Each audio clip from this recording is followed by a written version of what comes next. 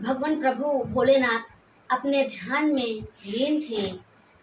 आकाश में चारों तरफ हवाएं जोर जोर से चल रही थी और ओम नमः शिवाय मंत्र का जो गूंज थी वो चारों तरफ गूंज रही थी। बगल में पार्वती माता प्रभु के बैठ के और उनको एकाएक निहार रही थी। भगवान भोलेनाथ की जब ध्यान टूटा और उन्होंने अपनी आंखें खोली तो बगल में देखा कि पार्वती माता उनको निहारे जा रही थी। भगवान प्रभु भी प्रसन्न हो गए, उनको वे मुस्कुराएं और देखें तो पार्वती माता जी ने कहा कि हे प्रभु, कृपया कर आप मेरे प्रश्नों का उत्तर दीजिए कि पृथ्वी पर सबसे बड़ा पुण्य कौन सा होता है।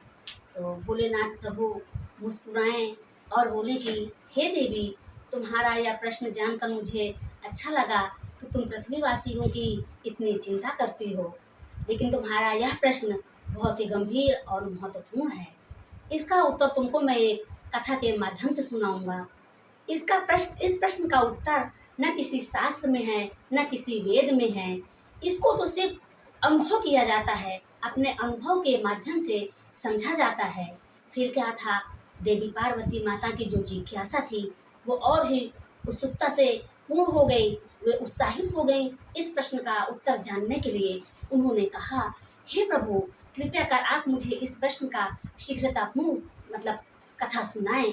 तो भगवान प्रभु ने कहा कि एक समय की बात थी, एक गोपाल दास नाम का ब्राह्मण जो वृद्ध था, वे एक जंगल में झोपड़ी बना करके रहता था। जो भिक्षा वे दिन भर मांग के ले आता था उसी से उसका भोजन होता था। जो नदी तालाब की जलधारा बहती थी उसी से उसका जीवन होता था, वह उसी से पानी पीता था।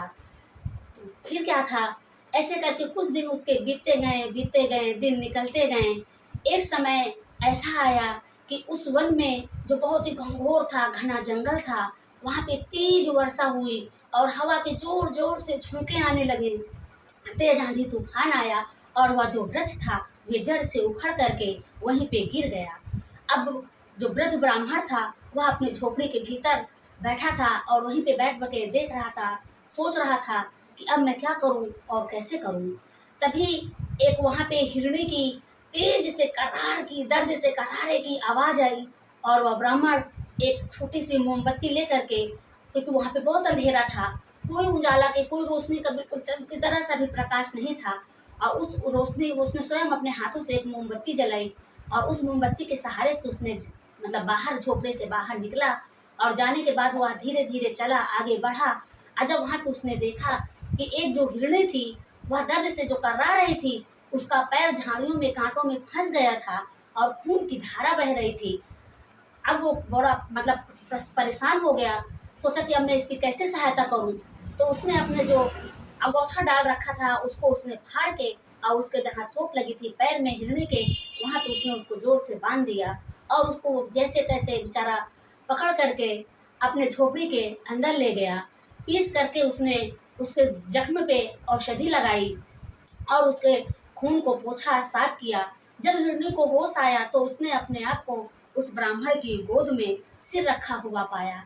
उसने देखा, यह देख करके उसका जो हृदय था वह एकदम बिल्कुल तृप्त हो गया। उसने बड़ा ही दुखी मन से, उदास मन से उसकी आंखें भर आई कि हे मानव, तुमने मेरी इतनी सेवा की, इतना तुमने मुझे प्यार दिया, मैं सब देख करके मेरी आत्मा जो थी वह तृप्त हो गई। प्रभु ने वहाँ पार्वती माता से कहा कि वह गरीब ब्राह्मण था, वृद्ध था, लेकिन उसका जो हृदय था वह करुणा से भरा था, वह विशाल हृदय वाला था, ज्ञानवीर था, उसकी बुद्धि बहुत ही तीव्र थी, वह कभी भी किसी को कष्ट में नहीं देख पा रहा था। तो पार्वती माता ने पूछा कि प्रभु, तो क्या यही था पृथ्वी पे सबसे बड़ा पुण्य? भगवान प्रभु मुस्कुराए और बोले, नहीं देवी, यहीं से बात अभी नहीं खत्म होती। जो प्राणी अपनी सत्यता को सिद्ध करता है, जो ज्ञान की ज्ञान जिसके अंदर भरा होता है, जो करुणा से भरा होता है, उसकी परीक्षा निश्चित है। अभी उसकी और परीक्षाएं बाकी हैं।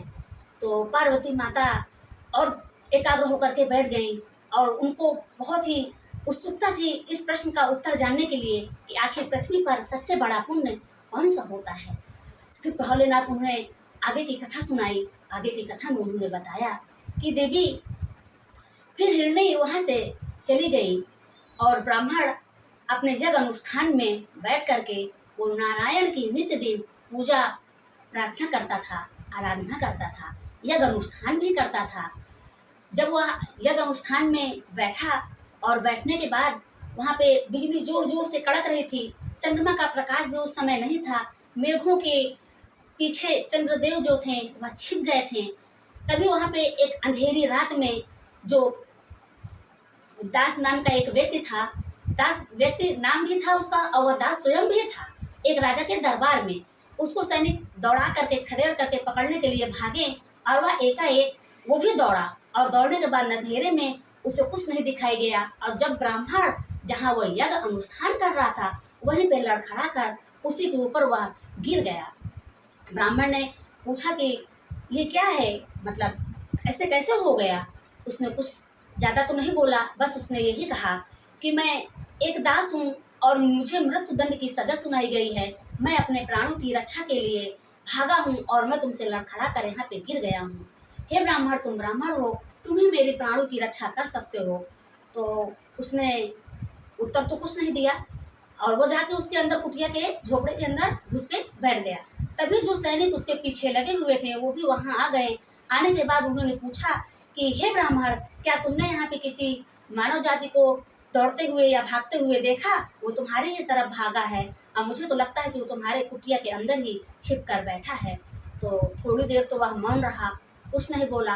वह इस धर्म संकट में पड़ गया कि झूठ बोलना भी पाप है और एक निर्दोष व्यक्ति के प्राणों की अगर मैं रक्षा न करूं तो वो भी पाप है।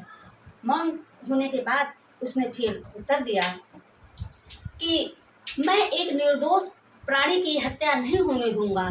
अगर तुम उसको पकड़ के यहाँ से ले जाना चाहते हो तो तुमको मुझे मार करके और मेरे लाश के ऊपर से गुजर के जाना पड़ेगा, जब भी तुम उसको यहाँ से ले जा सकते हो, नहीं तो मैं एक निर्दोष को मृत्यु के मुंह में नहीं जाने दूंगा। यह सुनकर जो सभी सैनिक थे वह आश्चर्यचकित हो गए कि हे ब्राह्मण, क्या तुमको अपने प्राणों का बिल्कुल भी भय नहीं है? ये तुम कैसे बोल रहे हो? ये राजा की आज्ञा का पालन तुम नहीं कर रहे हो, उसका निरर्थक कर रहे हो, निराकार कर रहे हो। इसको मुझे पकड़ के ले जाने का आदेश है, इसे मेरे हवाले करो। तो वह अपनी जिद पे अड़ा रहा और वो यही बोलता रहा। तब सैनिक जो थे वे सब सिर झुका करके नतमस्तक हो गए उसके इस निर्भरता को देख करके कि उसे अपने प्राणों का बिल्कुल भी भय नहीं है और वह उस ब्राह्मण की रक्षा करने के लिए तत्पर बिल्कुल खड़ा है। हठ स्वभाव से बिल्कुल वहाँ पे हटा ही नहीं रहा है, हठी बन करके बिल्कुल अपने जग में खड़ा होकर के अनुष्ठान भी कर रहा है। तब वह सब वापस नतमस्तक होकर के सिर झुका करके लौट गए। पता भी था कि वहाँ पे वह व्यक्ति छिपा है, लेकिन उसको वहाँ से वह कोई नहीं ले जा पाया। यह सब देख करके प्रभु ने पार्वती माता से कहा कि वरुण, वायु, यम, अग्नि, ये सभी देवता थे, ये सब आश्चर्यचकित भी थे और प्रसन्नचित्त भी थे कि पृथ्वी पर ऐसा मानव जिसकी आत्मा इतनी साफ है, जो अपने बारे में नहीं बल्कि निस्वार्थ भाव से किसी की सेवा कर रहा है और किसी के प्राणों की रक्षा कर रहा है। ऐसी आत्मा जो पवित्र है, तो यह आत्मा जल्दी से कहाँ मानव जाति में आज के समय में मिलती है देखने को। वहाँ नारायण जो भगवान विष्णु हरि थे वो भी उसके इस कार्य को देख करके बहुत ही ज़्यादा प्रसन्नचित्त हुए। इसके बाद उन्होंने उस ब्राह्मण व्रत को दर्शन दिया। जब ये दर्शन धरती पर आए तो एक दिव्य अलौकिक प्रकाश बिखर गया, जिसमें आंख बंद करने के बाद भी एक उम्मीद की रोशनी की जो किरण होती है ना, वो दिख रही थी। वह ब्राह्मण देख के बिल्कुल चकाचौंध हो गया। तब भगवान हरि विष्णु जो नारायण जी थे उन्होंने उस ब्राह्मण को दर्शन दिया और कहा कि तुमने जो निस्वार्थ भाव से सेवा की और जो तुमने उस निर्दोष प्राणी की तुमने प्राणों की रक्षा की, अपने बारे में न सोचकर तुमने उसके बारे में सोचा, तो ऐसी पवित्र आत्मा का स्थान पृथ्वी पर नहीं स्वर्गलोक में है। तो तुम अपने इस शरीर को त्याग दो और तुम स्वर्गलोक में चलो, वहाँ तुम्हारा स्थान है जहाँ पे भक्ति है और शांति है। तो वह मानव एकदम बिल्कुल रोंधा हो गया, उसकी आंखें अश्रु से भर आई। भगवान विष्णु हरि के, नारायण के इस वाणी को उसने सुना और सुनने के बाद वह फूट फूट कर रोने लगा कि हे भगवान हरि, मेरा उद्धार करो। अब उसका जो नासवान मतलब शरीर था वो वृद्ध भी हो गया था, वह वहीं पड़ा रहा और उसकी आत्मा भगवान विष्णु के साथ स्वर्गलोक में पहुंच गई। अब इधर मानो जो वृक्ष थे, हवा थी, जीव जंतु थे, ये सब एकदम मौन हो गए, मानो उसकी वो श्रद्धांजलि दे रहे हैं, एकदम बिल्कुल मौन हो करके, चुप हो करके। तब भगवान भोलेनाथ ने देवी पार्वती माता से कहा कि मनुष्य का सबसे बड़ा जो पुण्य है पृथ्वी पर, तो वह है मनुष्य की पवित्रता, आत्मा की पवित्रता, दूसरे की सेवा करना, जो बिल्कुल निस्वार्थ भाव से की जाती हो, उसमें उसका किसी भी प्रकार का कोई स्वार्थ ना छिपा हो। तो हे प्यारे दर्शकों, मेरे प्यारे स्वार्थ श्रोताओं और शिव जी के भक्तों, प्रिय भक्तों, यह कहानी हमको दर्शाती है जो अपने अनुभव से ही प्राप्त किया जा सकता है, किसी के बताने से या किसी के कहने से इस प्रश्न का उत्तर कभी नहीं मिलेगा। जब हम ज्ञान से और बिल्कुल निर्भरतापूर्ण करुणा से एकदम भरे होते हैं और निस्वार्थ भाव से प्राणी की सेवा में तत्पर रहते हैं, उसकी रक्षा करते हैं, तो जो भगवान प्रभु थे, जैसा गोपाल दास ब्राह्मण के साथ हुआ, वैसा यह कहानी कहने वाले और कहानी सुनने वाले, हुंकारा भरने वाले के साथ भी ऐसा ही हो, उसकी आत्मा स्वर्गलोक को प्राप्त हो। तो बोलिए हर हर महादेव, जय माता दी, श्री शिवाय नमस्तुभ्यम। कहानी अगर आप लोगों का दिल जरा सा भी छू ली हो तो आप लोग दोनों को लाइक सब्सक्राइब करके मुझे सपोर्ट करिएगा। नेक्स्ट वीडियो में बाय बाय।